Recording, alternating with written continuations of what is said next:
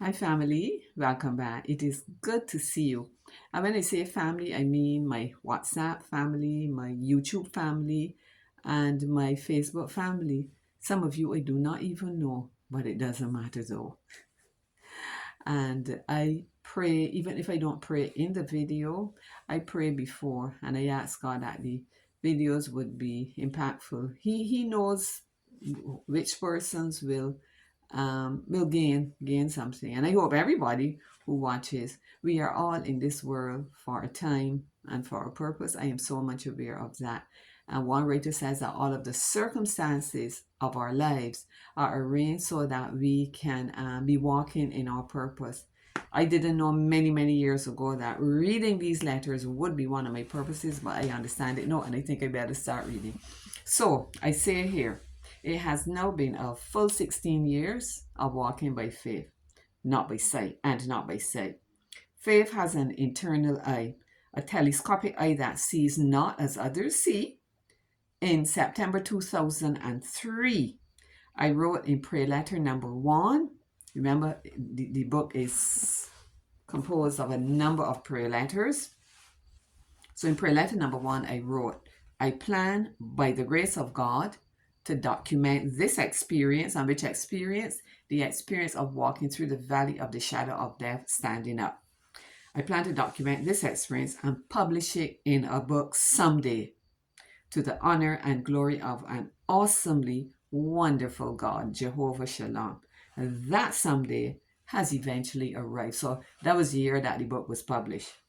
Those intervening years represent an amazing journey, one where I have been gratefully imbibing some very deep spiritual lessons burned into me. And I'm actually sharing some of those lessons with you as I read. In his awesome planning for us at the individual level, God at times has to shut us away to teach us. I deeply appreciate the spiritual insight which this writer draws from a story in 2 Kings chapter 4. And verse 4 reads, Thou shalt shut the door upon thyself and upon thy sons. The writer, there's just a line from the verse.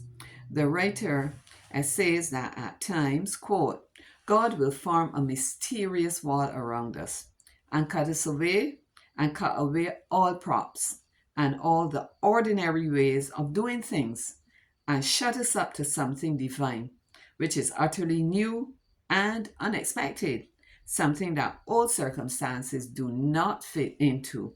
End of quotation. God really formed a mysterious wall around me. It functioned as a wall of protection from the enemies of faith, and also as a wall that shut me in with the unconditional love and mercy of God, which I have never once questioned. Indeed, an astounding fulfillment of my Rhema word, which is found in Jeremiah 32, 40, and 41. I am fully assured that God is working on everything for my best good. To engage in, quote, something divine which is utterly new and unexpected certainly requires faith and a robust trust in the promises of God. Walking with God in a faith journey could never be boring, and it will be the most teachable moment of your life. Sometimes I feel as if I am in the Harvard of heaven, being tutored by the best teacher. He has shown me, as we've traveled together over the years, some awesome spiritual truths directly from his word and also through various deep spiritual writers. Read, read, read.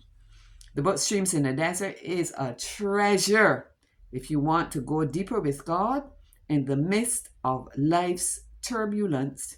You really should get that book. All my friends have that book.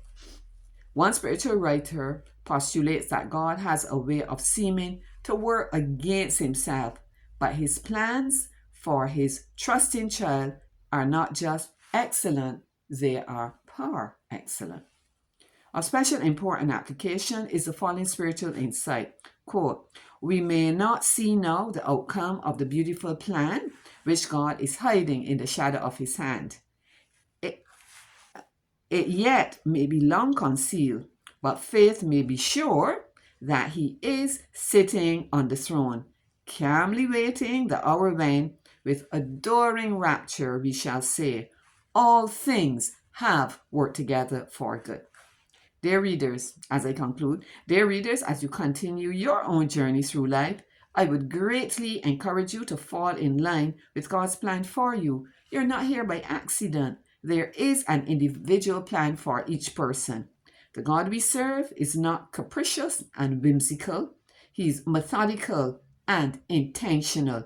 He will never disturb our lives without purpose. We must have an active faith, a living faith. Such a faith will enable us to walk in our purpose and our destiny. The cynical words of Shakespeare's Macbeth could never describe the person who lives by faith as a poor player who frets and struts his hour upon the stage of life and then is heard no more. Whenever the curtain of life, of my life, should come down, I want to have the assurance that I would have faithfully acted my part on the stage of this cosmic drama in which we are all and unwittingly engaged. What about you? The end. All right, let me scramble before I get cut off. Next letter, I'm going to read some excerpts from a letter entitled Lend Me Your Body. Bye-bye.